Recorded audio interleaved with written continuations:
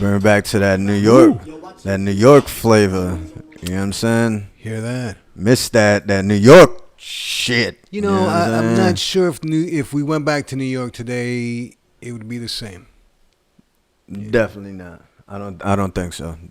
It's definitely different. Even in seeing my neighborhood in videos on YouTube lately, Right. it's like my whole neighborhood got taken over by Bangladeshi people. They call it Bangla Square, Bangla Bazaar. A matter of fact, that's what they call it. Yeah, very funny. But yeah, it's definitely it's way different. You know what I mean? But that neighborhood, you know, the Bronx goes through that. Yeah, you know yeah, what I mean? and I haven't been. I haven't been back to the city in 10 years. So It's been 10 years? It's been a bit of a clip. I think it's been Sonia's. It's been a Sonia's 50th birthday. So Yeah. 10 years. Wow. Wow. New York, New York. But you know what? I mean, of course, when you don't really miss it until you can't go. Exactly. You know what I'm saying? Now that it's it was on lockdown and all this stuff, and it was hard to get in and out. It was like Mission Impossible. I wonder when shit gets back to normal. Yeah. Of course, we'll probably go over there and see. You know what I mean? Enjoy what New York's about. The show, the Broadway shows. When all that comes back, dining. because that's not going to be back for a while. Yeah. So there's a lot to, I'm sure people find New York right now beautiful because, the mobs are not out and, it's not crazy. Like it's quiet, so I'm sure there's people that are loving it, but it'll get back to itself. Listen, never count New York out. That's for sure. That's real talk. Well, this is another episode of Making Noise in the Kitchen. I am your boy Carlo Banger, a.k.a. Don Perignon. And I am your boy Uncle Mario, a.k.a. the Senator. Yeah. Thank you. Yeah. Thank you. Another week here in Making Noise in the Kitchenville. We got a special one today, but we'll go over that in a little bit. You know what I mean? Very cool, very cool. Listen, you guys out there in audience world, this has been cooking all day. So when I got here a couple of hours ago, this thing hit me in the nose like, oh, baby. Man, we ain't playing it there. This exactly. is a good one. So this is a good one. Word. But see, this week, we were just speaking on it. People gonna get this $1,400. It looks like. It looks that way. It's crazy because I'm seeing a racist ass meme right now. It's saying $1,400 in tax money. At the same time, there's gonna be a lot of crab legs missing in the ocean in the next couple weeks. Yikes! That's racist. That's racist, but it's hilarious. It's hilarious. Not really racist. They're crab legs missing. You know who damn well they talking about. Well, just everybody's gonna have money. Yeah, but you know who they talking about. Man, come on now. Come on. Especially the black girls. The black girls, they love them some damn crab legs. Really? I don't know. Oh, they love that shit. That's like red. What is it? It's called Juicy Crab or something like that. That just opened up over here on US 1. Oh, really? Yeah, and crab. Like a crab house. Yeah. It's like they got crab and all their lobster and shit like that. And man, it was going crazy over there. If you wanted to find the locals of the certain complexion, go on, man. Go on. Right on. Yeah, but yeah, it was a funny little meme and shit like that. I can understand this shit. Everybody treat yourself, you know what I'm saying? Have something after all this. I mean, it's not even like it's really going down that road. Like, people are really going to have this money and, like, get to splurge and do what they got to do. That $1,400 is going to things that need to be taken care of. That's going to bills. Every bit of that $1,400 is going to bills. Straight up. That's what's owed. I mean, that's what happens. And then they're getting taxes. Everybody got taxes at the same time. You know what I mean? Hopefully their return was a little right. You know what I mean? And hopefully there could be a little bit left over to go and chill out and do something. Go enjoy yourself. Go. Something. It's hard to say go because right now there's not really that. Well, I mean, depend on where you're at. Yeah, now Texas just lifted that whole. I know. They don't even need to wear masks anymore. They don't need to do nothing. I don't know. What do you think of that? That governor. Let's see what he's talking about. I'm ending the statewide mask mandate. Everybody wilding on But it. it was much bigger than that. The governor of Texas saying state mandates are no longer needed. Greg Abbott saying that requirement, among a host of others, is the closest a major state, a big state, any state for that matter, has gone back to its pre-pandemic past. Critics of the governor are saying he is moving too soon. Others say he has not moved soon enough. And taking a cue from Florida, which has been almost business as usual throughout the pandemic, the Texas governor making it clear that, and I quote, too many Texans have been sidelined from employment opportunities. Too many small business owners have struggled to pay their bills. This must end. Now, let me ask you a question. Have you heard about, was it you telling me about the whole energy thing that basically, no, check this out. So Texas, before all this started, before the snowstorm and all this, that they were applying to be released some sort of paperwork that basically they are no longer a part of the United States. Energy grid. But it's not. It wasn't just the energy grid. It was dealing with a whole other slew of things. To basically, they're doing their own thing. As far, but check this out. Okay. They were doing their own thing. There's an actual word for it. I thought I had saved it. I should have pulled it up. Sedition. I believe some sort of word like that. But basically, they were saying that now this is where the conspiracy theories come in. They said that weather was generated to go to Texas, so this way they can see that they need aid from the government. That this is why they need to stick with the government and have their help. You know what I'm saying? So now with that happening, with the snowstorm going by and everything like that. Now, this dude automatically, the governor is like, that's it. All mandates done. You know what I'm saying? Everything is good. It's free on to go. What do you think is the ulterior motive behind that? Like, to just all of a sudden say all this is, and you're going against orders and guidelines. Like, they're saying you really shouldn't do this. Why is he doing this? Right after the snowstorm, too. Well, he's doing it because, first of all, he can. And he's a Republican governor. Of course, okay? Yeah, but... But there's nothing to back that. There's nothing to back him up on. There's no science. There's no medical doctors coming out on his behalf saying, "Oh, this is not going to be an issue." This is going to be a huge issue. You know, Texas is like 49th on the list of states that carry the most deaths. You know, which is they're not going to be announcing anything now. Oh no.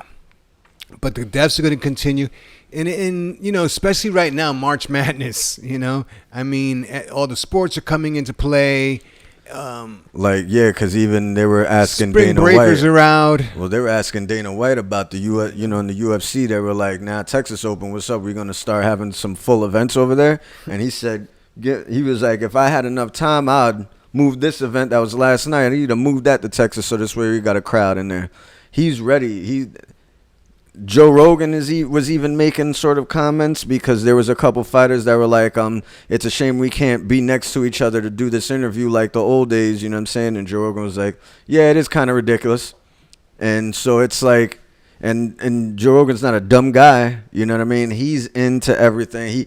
He was testing himself every day and everything like that. I think now he's at a point, even him leaving California going to Texas, think he's at a point with this whole virus as well. Like, let's all. But whose fault is the virus? Nobody's fault. Mankind. No, yeah, but in a general sense like that, sure. But it's really nobody's fault. Mm-hmm. So to be leaving states to go to other states to no, it's to get not. away from. Well, I mean, you saw the things that California was laws, doing. Yeah. And there's a lot of what they're doing that is kind of crazy. You know what I mean? And then with their tax levels and everything, there was a slew of reasons why Joe Rogan and all these comedians are leaving. But then also it's about the mandates. They weren't allowing nothing open. Even with the rules with this guy who runs the gym, Bradley Martin or whatever. You know what I'm saying? If he was filming, if they were doing production there for entertainment value, then that's considered an essential worker. You know what I mean? But for a gym, for people to go out there and take care of their health, to try to stay away from things, you're saying that's not essential, and you need to close that down. That they're people shouldn't be working out when these people are taking care of themselves. Their first priority is health. You know what I mean? Right. So it's a lot of contradictions and things of that. It wasn't just. It's not the fault of the disease. It's just the handling, right? Of and how it was so spread. Every state had its own way of handling and managing it. It should have been federalized. It should have been taken care of one swoop. This is the way it's going to be. And then you look at other states. You're in these states that are on lockdown like that, and you can't even do anything. And then you look at a state like Florida that they've been, like he said, open since day one, like business as usual, and. You know what I'm saying? Nothing's going on. I don't think it's been business as usual. That's for sure. It's been about I'd say 75-85%. Everything on the road is normal. Shit is normal out here, man. Yeah.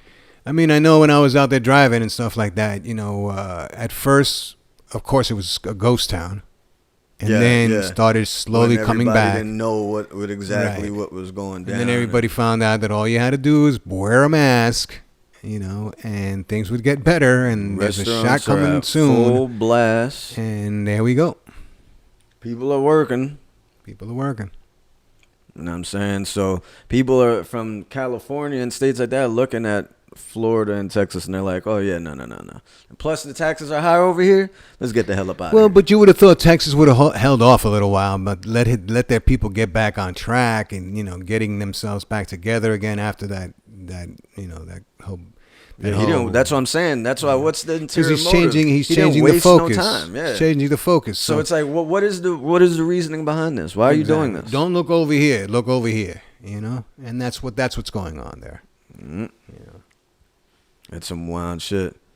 But Texas is where it's at, though. Texas, they're just for the comedy scene and for the food scene. That's the only reason why I want to go over there. There's some bad bros out there too, but that ain't nothing. You know what I'm saying?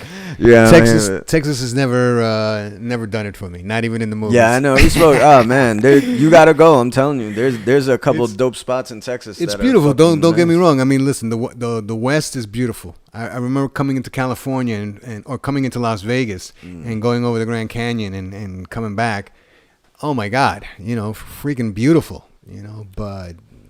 All right, I saw it. You know what I'm saying? You got to see San Antonio. You got to see, I haven't been to Dallas. San Antonio is really nice.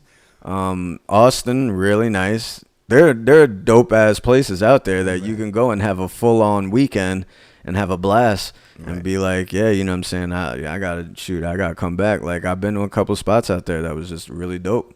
You know what I mean? And then on top of it, now the food is just stacking because everybody, all different cultures are going over there now, and then you have a culinary scene, and so, man.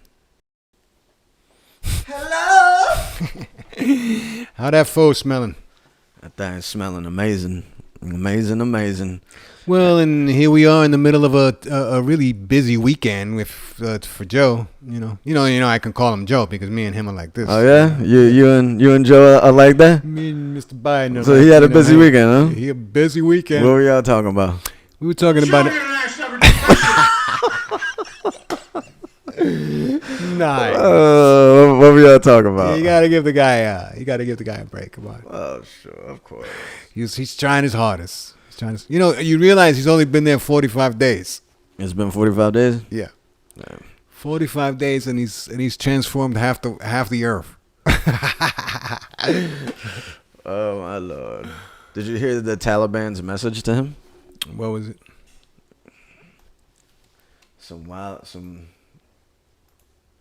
Now that American soldiers have all but left Afghanistan, the UN warns the Taliban maintains close ties to Al-Qaeda and the country could once again become a breeding ground for international terrorists. So help me God. Congratulations, Mr. President. The Taliban, fearing a change in policy, had a clear message for the new US president. Joe Biden has just been elected. Do you think that could potentially change the situation? د جو بایدن لپاره د موږ مشوره هم دا ده چې د ټرمپ تګلاره خپله کو خپل عسکر Let me translate for everybody who doesn't know, because I understand what they talk about. Saying to Mr. Biden to own Trump's policies by withdrawing his forces. Trump said he wanted to get all the forces out of Afghanistan. He doesn't want we're done with them. We're done with teaching them how to run their country and how to start an economy, all this malarkinisms. We're done with it. He's telling Biden he shouldn't trouble himself nor his country. And he doesn't have another option either. Now no longer fighting against American soldiers. You're fighting against people who believe in the same book as you, who are the same religion as you. You're fighting against your brothers. Meaning, a lot of going over there in Afghanistan, a lot of those people have gone to the American side. They felt that, Americans have done a lot for them. So they started even police forces, and police forces work with, Americans, and they started helping Americans and soldiers take down, because a lot of the craziness going down out there, I mean, they're forcing families to plant IEDs and things of that nature, or else they're going to kill their whole family. You want to eat? You want to eat this month? This week? Here you go. You know what I'm saying? Yes, yeah. So they become the enemy. Yeah. They've become the enemy to their own people. But they think that they're doing this all in God. They say they're doing this in God's name. So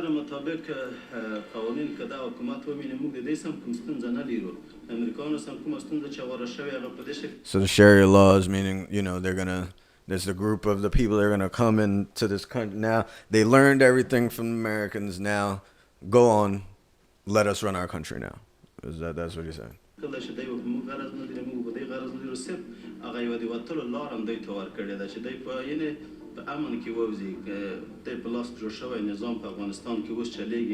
that a message or a threat? And a warning.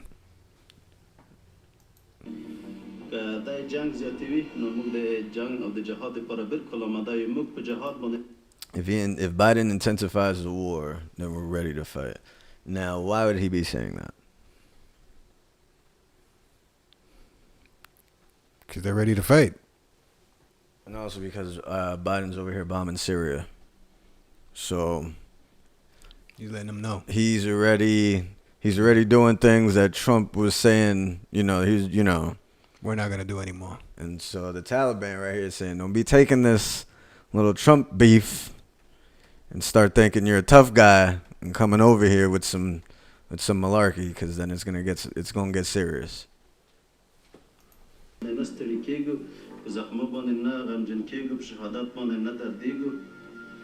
that said, martyrdom does not pain our hearts.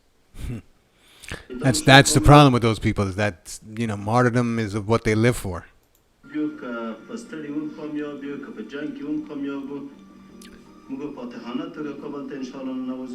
And I'm sorry, but I have to, and I'm not gonna say those people. I'm gonna say the extremists.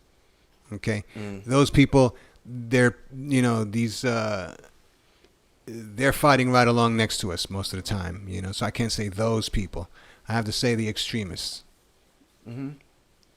That's one kind of that's it's good you say that, because it shows the thought and everything, because that's one thing I had a lot of arguments with people here in the States, friends, right, saying these Muslims are all terrorists, this and that. You can't put them all in the same. You can't put any nationality, any religion in one pigeonhole. And especially, this is coming from somebody who's never even dealt with these different religions or cultures before face to face in their life. You know what I mean? Right.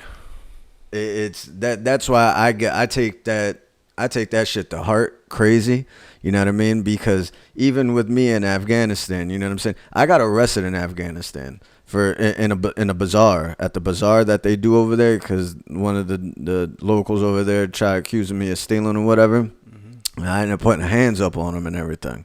And so Air Force MPs came, took me in, whatever. First sergeant squared everything off, whatever. You know what I'm saying?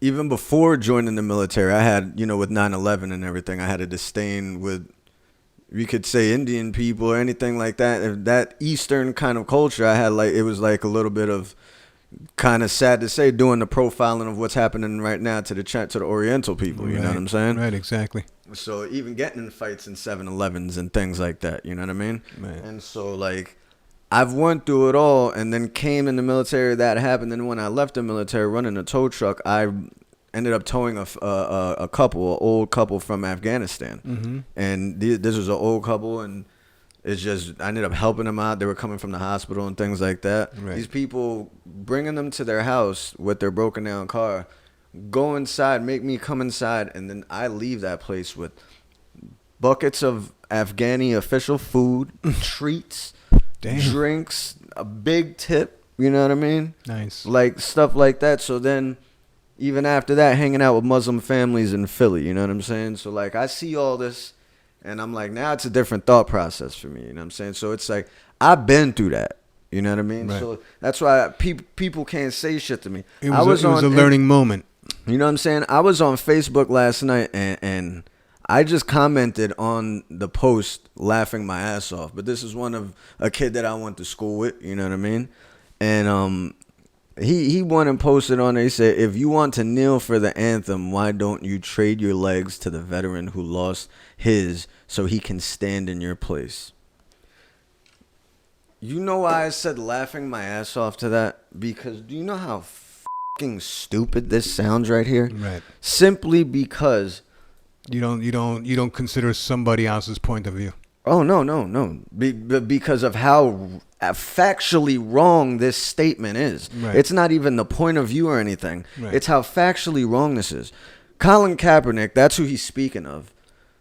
When he originally started this protest, this silent protest, if you could look back in the books, he was sitting down on the sideline. While everybody was standing there, he was just sitting there with the towel over his head. And they were like, what are you doing? He says, this is my protest. And so these are facts. What happened was he ended up meeting a veteran that has no fucking legs. And he says, hey, I'm going to tell you, I kind of find it disrespectful that you're sitting down in you know, while the national anthem is going on. And he tells him, hey, this is a quiet protest. I don't mean to disrespect you. I'm trying to bring light until the injustices happening to my people. Right. And the veteran looks at him and says, I could respect that. I can understand that. Do me a favor. Do it in a veteran way. Get down on a knee, because that's what all veterans do. Injured veterans that cannot stand during the national anthem, we get down on one knee. Wow. And he said, I will do that. And these are facts. This isn't bullshit, because this is, I've been at the Wounded Warrior Project when I got medevaced out of Afghanistan, and I've been with the people with the no legs and all that. Right. You know what I'm saying? Telling me to sit down or lay down on the damn gurney. Meanwhile, I can walk, and I'm rolling next to people that can't walk, and I'm like, let me walk. And they're like, nah, this is protocol. You know what I'm saying? So these are facts. So when I see some dumb shit like this, I'm like, man, it's blatant. These crackers are crazy. These crackers are crazy, because that's the only kind of person that's going to make a stupid ass remark like that is a cracker. People that are not aware. You know what I'm saying? So I had to get that off my chest right there. But that shit is like, so you see things like this and how adamant this dude is and martyrism and things like that. Go over there to that country in the first week you're there. You know, your COs and your first sergeants are telling you, hey, you're going to see these older men that are like 50, 60 years old walking around with 12-year-olds. Don't disrespect, this is their culture. That's their wives. All right, so you need there's going to be a lot of weird things you're going to see here, but hey, this is the way it is. Holy Christ. You know what I'm saying? So well, and we forget these things. We forget that there are cultural differences between, you know, groups of people around the world. You know, you forget them. You think everybody, you know, wakes up in the morning and hops into their car and goes to work, and you know, just like here, yeah, and that's it. Yeah. But no. You know, one thing I want to add on to that too, you know, meeting that couple that in Virginia when I was running that tow truck. The husband, he was the one who called me to go there, and obviously it sounded very weird on the phone, and then come to find out when I get there, I just was patient with him. Come to find out he had a disease where he couldn't really speak clear, you know what I mean? But I still worked it out to where I got to their location. Right. And so his wife was just so ecstatic that I was just so patient with them and everything like that. And when I got to their house, they showed me old pictures of Afghanistan, and I was so naive to it, even being there in that country and knowing that there was some beauty there, and it's still a beautiful country. But showing me the pictures of the culture and the architecture of what it was just in the 80s and in the 70s and all that. They looked exactly like us. They dressed exactly like us. Yeah, it was just until the Holy War came, and then that's when things started going haywire. Yeah. You know what I'm saying? I mean, before the Shah of Iran, it was very liberal there. Mm-hmm. People used to go and have a good time. The women were wearing skirts and long skirts, and it was like, they were dancing and things. It looked like it was, New York Miami, in the 70s or something. Yeah. Miami in the spring, Well, so. Yeah. But, I think it would be smart about it. We've been there for so long, and even being there, and, a lot of my friends, you can ask them as well. It was just always like, this is stupid. Just 24 hours a day of work for nothing. You know what I mean? And it was craziness, You meet the families that you go and buy a nice headscarf off of them, pay them $3, and that's going to feed them for like 2 months and shit. Wow. Yeah, wow. It's crazy. See, again, we take such you know what they say, ignorance is bliss, if you don't know, it can't bother you, Yeah. But, we should really try to find out, and we should really try to understand where some of these people are coming from. Not even, you don't have to even understand, just experience. Yeah. Just sit back and let it overcome you, Yeah, it's crazy. Something will stick. That's crazy. Some of the worst times in my life, but then definitely some of the most eye-opening times in my life, being out there and dealing with all that, and in the military and stuff like that. So, what are you gonna do with your $1,400? We already said what you're gonna do with it. You're gonna pay bills. I was really gonna put a fence in the backyard with it. You know what I mean? Mm-hmm. Then there's a piece of me that just wants to take all of it and invest it. So it's up between those two things, right? Pretty much, it's either investing in certain stock or putting a fence in the backyard. So. And you never think of a wire fence, like a 6-foot wire fence? It would be hella cheaper. It would be cheaper, right? Would be hella cheaper. Then maybe put some like big plants in front of it. Mm-hmm. Maybe I should look into that. Something. Yeah, why not? It can be behind plants, kind of like the whole ordeal at your house. Yeah, that's. You could do a black fence or green fence, and then put some bushes in front, and it disappears. That's a nice ass idea. I'm gonna look into that tonight. It's a good idea. Well, but anyway, so maybe we got his show to do. Yeah, it could get done. Both of the things can get done. You know what I mean? But yeah, So what you trying to do with yours? I'm just gonna catch up, dude. I'm gonna catch up with my bills. I'm gonna try to, try to do something positive with it. That's for sure. Yeah. So probably join the gym. I was thinking about maybe getting a couple ounces of cocaine and oh man, shit! Yikes! Flashbacks! Woo woo woo woo! Oh my god! Place gets raided in a minute. Snap! But yeah, definitely the object of it is definitely double. I want to double up the 1,400. That's kind of what I want to do. Right. I want to double up or triple it up and make something come of it. I just don't want it to, you know what I mean? So hopefully maybe I can get away with putting a cheap fence up, you know what I mean? And then, invest the rest. That would be dope, you know what I mean? Because I'm pretty much caught up on bills and shit. So, you know what I mean? Trying to get this, bro. I was like, yo, you know what I'm saying? You shoot me 1,000, I put 1,000. That's $2,000 investment in some stocks. You know what I'm saying? Not even an answer. Not even an answer. Whatever. Anyway. Jeep! Not yet, but good Lord, I've been smelling it all day. Oh, Lord. Today is, hello, honey! my girls over there, I'm trying to do something real. We gonna eat some pho. Pho? Yeah, pho? We're gonna eat some pho. That's what we gonna. That's the way we would learn to say it. Hey, let me tell you something.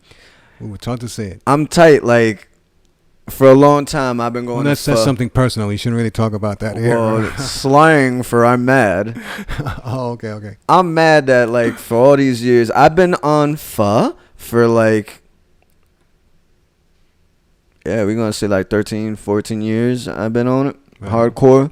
That's my straight, go-to. If I'm on death row, and they were like, yo, what you want to eat? It's going to be pho. You know what I'm saying? Dude, it'd have to be a toss-up between the pho and that steak we had the other night. Yeah, that steak was brother. That steak was penetratable. Oh man, y'all seeing these videos this week? That steak was. That was crazy. On the bomb. It was crazy. That really was, and I was a little verklempt, and I was a little shocked. Why were you verklempt and shocked? Whoa! Now I know. Because the cinnamon, and it was just a cinnamon good and the coffee. And the coffee, yeah, you get the saltiness and the little spice, and all of a sudden the end. It was amazing. Yeah, it really was. I mean, I was perfectly cooked. Right. Might I add? Was it that? You know, was it that? And then, yeah, I'm tight. The next one that I get, I'm not giving this dog shit. I'm eating that bone. That steak was just. I mean, if you would have gone to a restaurant to get a steak like that easily would have been $60. No. How much? About $100, $120 for that one steak. Mm-hmm. Wow. Yep. You go anywhere and they make that steak like that, and it's you're gonna pay $120. Wow. Yep. And that's the steak alone. They'll probably give you a side if they want to be nice. Right. But yeah, that's the steak alone. That was an amazing steak, and yeah, that'd probably be my death row. Yeah, that's another one. Yeah. I'd be like, yo, the bowl of the pho with the steak right there with it, and a banh mi on top, and I'd be like that. If I'm on death row, that's what it is. But then again, I could also go for the goat meatballs sandwich.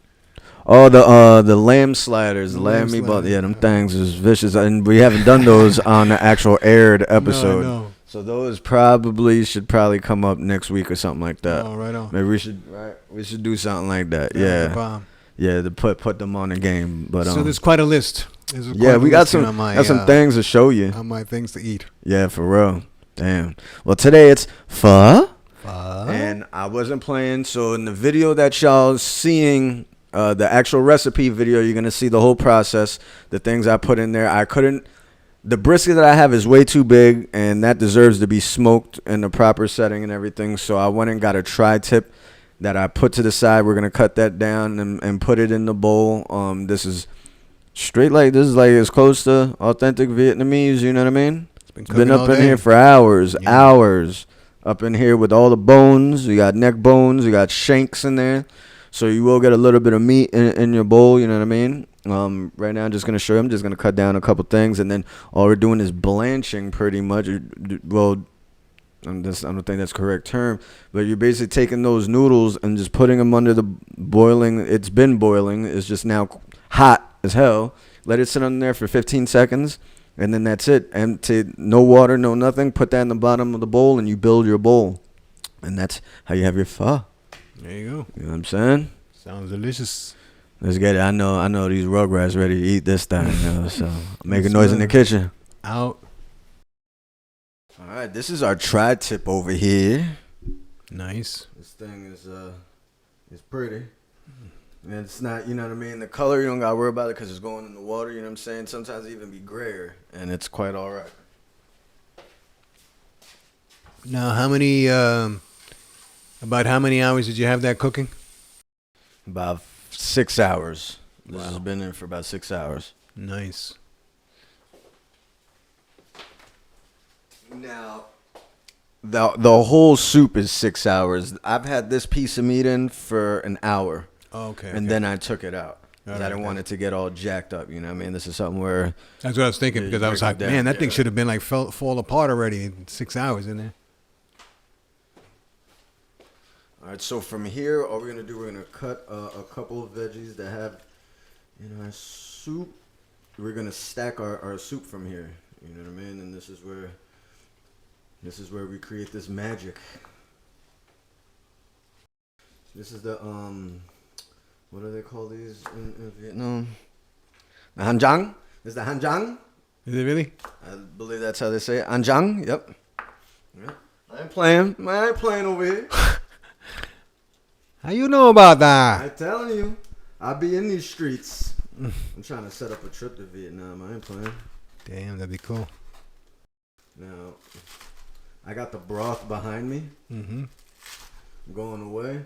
I want that to put in the soup. Like, this is part of your, whatever you want to put in there. You know what I mean? I'll throw a little bit of that in there with it.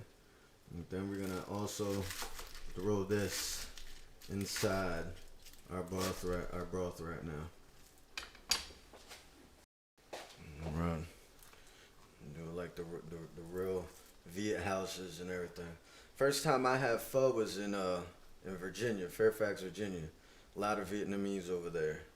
And best pho I've ever had in my life so far is over there.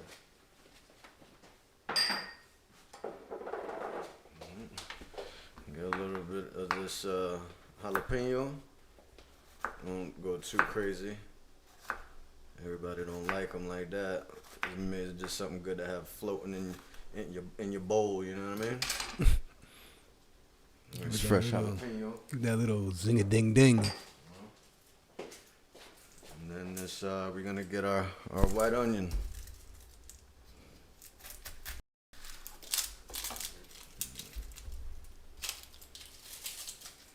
And take the skin off of the paper.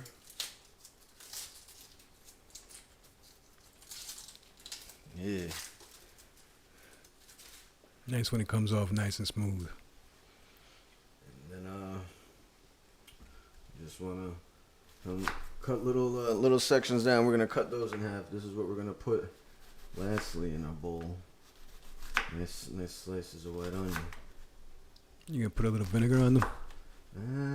I see you pay attention. Yeah, you gotta around this bunch. No, we're gonna put no vinegar in this one. We're just gonna, you know what I'm saying, keep it old school simple. You know what I mean? Mm-hmm. Cut those in half. Boom. All right, so now on a nice little tri-tip over here, get over here and just gonna cut nice little chunks. Perfect. Look at that. Wow. Look at that. Perfect. You'll see on the camera in a sec. That's amazing. See what I'm saying? And you're gonna throw that right in the pho. Make you feel right at home. Perfect for a cold day out here. Exactly. Look at that. Look at that. Still a little bit of rareness in that bad boy too. And that'll cook once you put that in your bowl.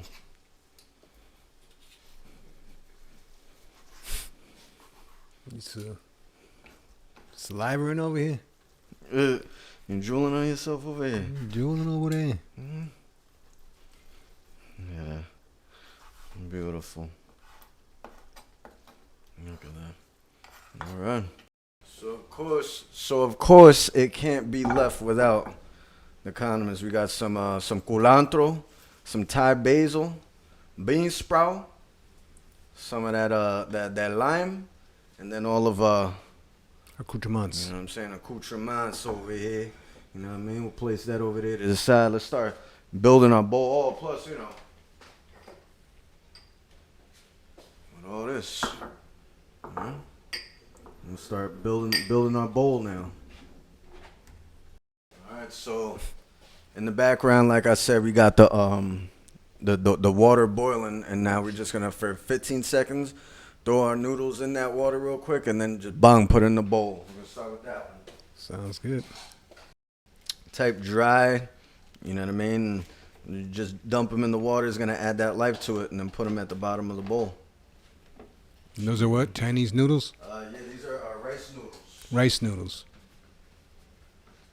This is where you start stacking. Put a couple of white onions, you know, right there. Some of the green onions. Right? Take your meat, just like that. And then you go into the broth. Yeah. That's freaking wonderful. That's a beautiful thing right there. Mm-hmm. Come on, I Good don't know. Lord. I don't know. Have a couple of your beans sprout. Throw them in there. Get your culantro. Your Thai basil.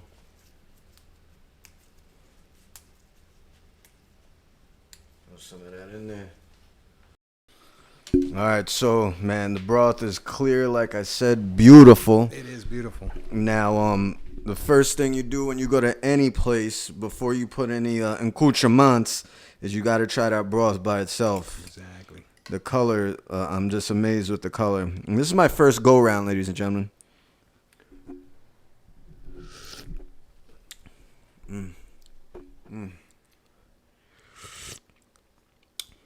Could go a little bit harder.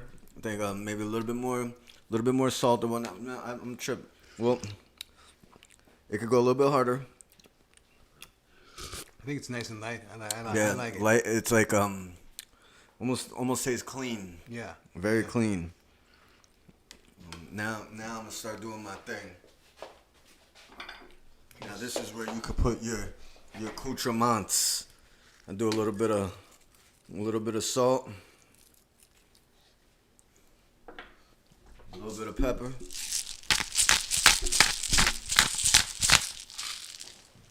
I like it just like this, clean.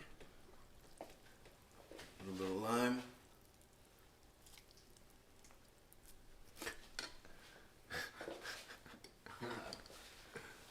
Of course, your sriracha.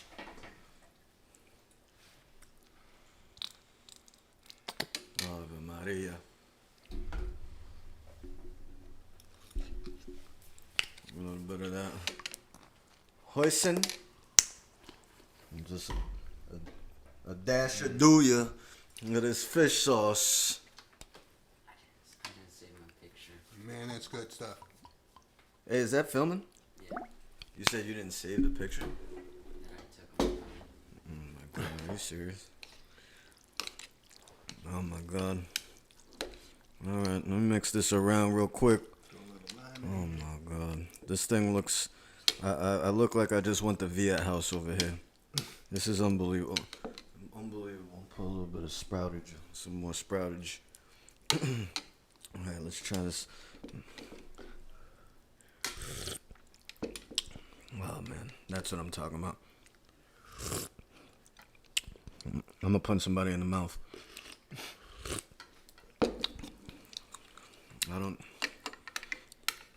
I just thank God. This is God's fault. This is God's doing. Wow. We're gonna try to. Oh man, the noodle looking perfect. The brisket is amazing. Oh,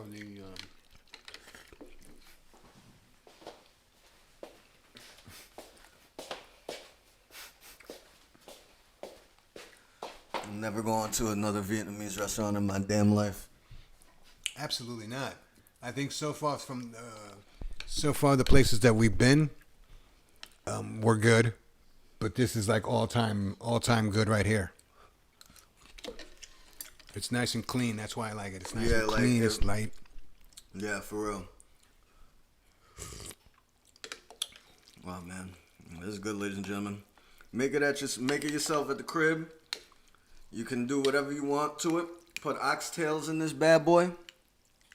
Lobster. They make chicken ones and all that, shrimp ones. I'm straight. I like a straight beef. Pause.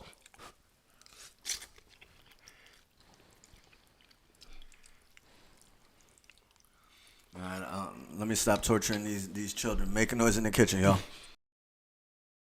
Pho, ladies and gentlemen. Holy woo!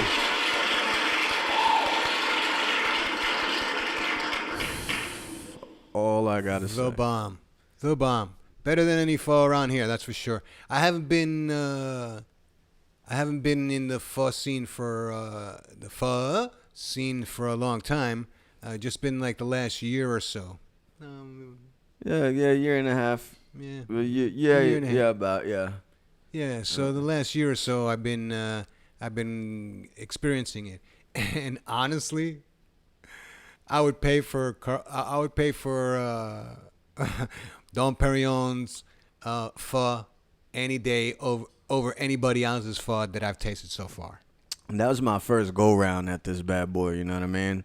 So I'm sure the next couple times will be more intense, but I got a grasp of it. This was a long time coming.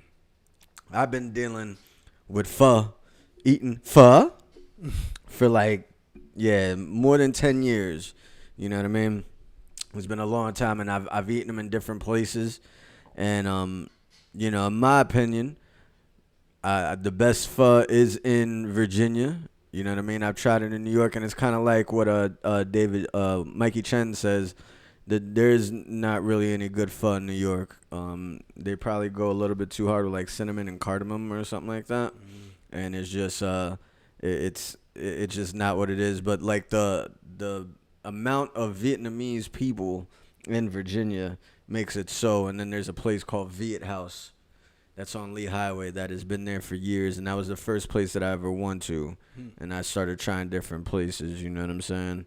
And yeah, I mean, this one, I feel this pho that I made right here, it's perfect for somebody who's just getting introduced into pho. Right. If they've never eaten it before, and you don't want to slam them to the wall too hard with it, you know what I mean? Then this is one to go to right here, and It was then beautiful. you It was work nice your and way up. clear, and it was the meat tasted fantastic. Had flavor throughout. Everything was just a bomb. That's one thing, broth consistency. That was always one thing that everybody screamed out. You got to make sure that it's clear and it's looking proper. And I mean, cause the process, as you'll see in the other video, I mean, I started off, I boiled the impurities and everything out of the bones, and then I threw it. I started off with clear water and then worked my way up from there. You know what I'm saying? So there was maybe a little bit I could have skimmed because there was a shank in there, and there's still a lot of meat in this pot. You know what I mean? But it was like it was very unnecessary to just even skim it. Just go ahead and do the damn thing, and it came out Exactly. proper. Oh my gosh, that was deliciously delightful. Trying to say that 5 times. I'm telling you. Deliciously delightful. It really was. It was nice and relaxing to the stomach, nice and smooth. I can't rave enough about it. To tell you the truth, I'm pumped. That was really, really good. Yeah, my kids in the back over there just making mad noise, just Chow tearing down. up these bowls right now. It's all gravy, yo. You know what I'm saying? When you keep them quiet, then you did something right. Exactly. You know what I'm saying? That reminds me, like, I guess this kind of, I guess you can kind of, you can call this a Subway story. There's not, too much, but it's a quick little something. So it's it's weird. The first time I actually ate pho was in Virginia, and it was really because of these 2 El Salvadorian dudes that I used to hang out with, you know what I mean? But we had a friend that was Vietnamese, Ryan, you know what I'm saying? So he introduced them to it, and then I came in the picture, and then they all one day were like, let's go get lunch, and we went into this Viet house and had this, you know what I'm saying? So, like, when I first had it, I was like, guess maybe my first time really, like, I was always growing up watching anime and stuff like that, so I knew about the culture of Asian culture and eating noodles and stuff like that. Right. But I never really I never really went hard at eating it like that. You know what I'm saying? And then there was a Japanese, guy that my mom was dating or whatever, and tried soba, and I was like, nah, this ain't for me. So going into this one with all the cardamom and everything like that, at first my palate wasn't all hardcore like those that. things, yeah. Yeah. So I tried it. I was like, whatever. But then it was just the more times we kept going, and I was adding the sriracha and all this. I even forgot to put a little bit of my chili garlic sauce. Damn, I slipped up. But I got pho for days, so Exactly. we Gucci. But yeah, it was these crazy ass El Salvadorans that introduced me to this soup, and we would go and eat this, and they made me a soup snob, a pho snob. You know what I'm saying? If it ain't right, I'm gonna let you know. You know what I'm saying? They showed me the little things to do and everything, so I knew everything before I put you on the hello honey. You know what I'm saying? Like I knew what to do. I was going into these places, and like I said, they were like, "How you know this? You know, how you know how to eat this?" I was like, "I eat things." I was like, "Nah, John." Yikes. You know what I'm saying? So like I've been on this, but yeah, like these two crazy El Salvadorans, these niggas, these two could drink. The ones that introduced me to the pho, and so like I remember one time the dude Oscar. Real good dude. But he was the first person I ever seen in my life that he took a bottle of Johnny Walker Red and downed it in like one swig, kind of like what the Steve Will Do It guy does online. But like this dude does it for him. Like ain't no social likes and all that. This dude was doing this. This was years ago too. Yikes. I was like, man. And we had like I would chill with these dudes, like they were cool guys, left El Salvador because of that life. They put me on how like El Salvador is, San Salvador, and the whole it's know rough how, over how there. bad it is, and they left all that to come over here. But you know what I'm saying, they're living a good life or whatever. Just man, my man's was a drinker, and like we get together and we throwing him down, like we go to a bowling alley and I see him taking like beers. And like he'll take a swig out of it, and then all of a sudden he's pulling like an Absolute bottle out and filling half of the beer with the Absolute. So he was drinking bombers like all night long. Woo! I remember like he would have me drink them things, and like, man, oh man, like ain't for the faint of heart. Like this dude was a beast, and he would go and like get drunk. Like the drinking escapades for him would be like he disappeared from like work for a week, and they'd be like, yeah, he's on that bender or whatever. Man. You know what I mean? Like that nigga had like 2 families and shit. Like boy was busting. But he had a crazy palate. I guess. He taught taught me about pho, and it was on. Wow. It was on and popping. How that was 10 years ago. Yeah, was that before I joined the military? Yeah, it sure was. That was before I joined the military, so even longer than that. Wow. Yep. Do you think that guy's still alive? I thought about that the other day. I don't think so. No, not down. He was an not older down. dude, and if he is alive, he's pretty jacked up right now. And he was like close to retirement and all that. And I don't know. Who knows? Who knows? With everything going on right now, it's weird. Yeah, I don't know. But I went to different places and tried pho. I went to New York, nothing.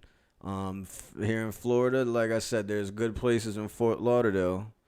And then the best place here on the Treasure Coast is Pho 772.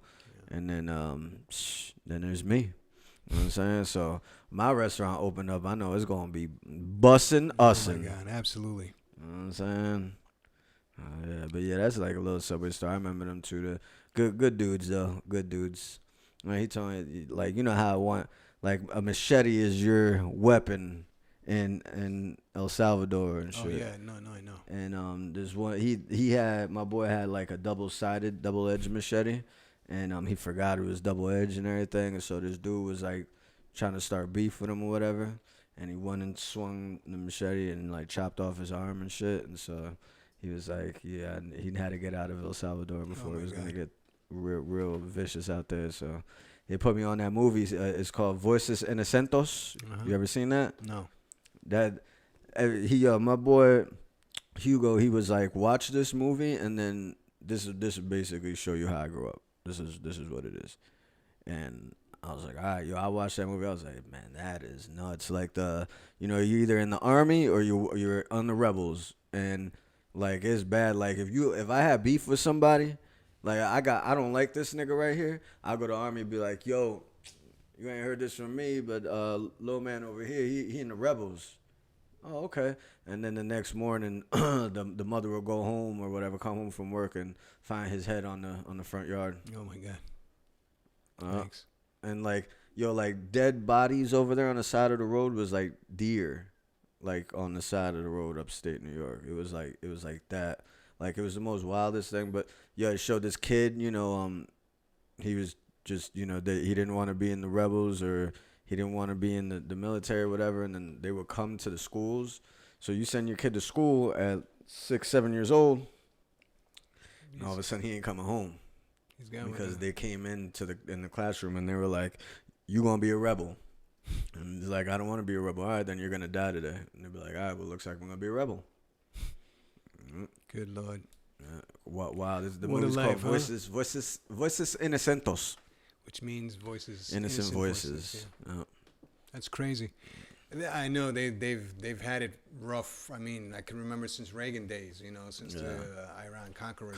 Iran Contra, and all that, yeah. So I remember all that, and I knew they were going through some major times. You seen when they all gathered in that courtyard in San Salvador, and it was like a bunch of people, and there was like the rebels. I can't remember who it was, but either rebels or the army or whatever. They just it was like a courtyard with like old school kind of like castle kind of ordeal, and then they were all up top and just started unloading on the crowd of people, and just murked all the people that were down there. And it's a scene in the movie. You see them. They're running from bullets. Some people playing dead, and everything like that. It's like one of the biggest massacres in El Salvador or whatever. Wow. Wow. Yeah, my boy said he came to the country where he was like a little kid. And he went through Canada and all this or whatever, but they stuffed him in one of the suitcase bins in a U-Haul, in a Greyhound or whatever, and he like panicked while there was an inspection, and he started almost crying or whatever, and his mother like reached out, she was like, "You gotta shut your ass up, or else we all dead, all dead or whatever," and then he stayed quiet, and they made it in, and you're gonna get us all killed, son. Those are rough lives, you don't know how blessed we are to be born, I mean, we knock it all the time and we talk crap and everything, but they're, I mean, this is a good place to be. I'm telling you. You can say what you say, but, there's no place like America. Yeah, a lot of people don't know how good they have it, I guess, you know what I'm saying? So, real shit.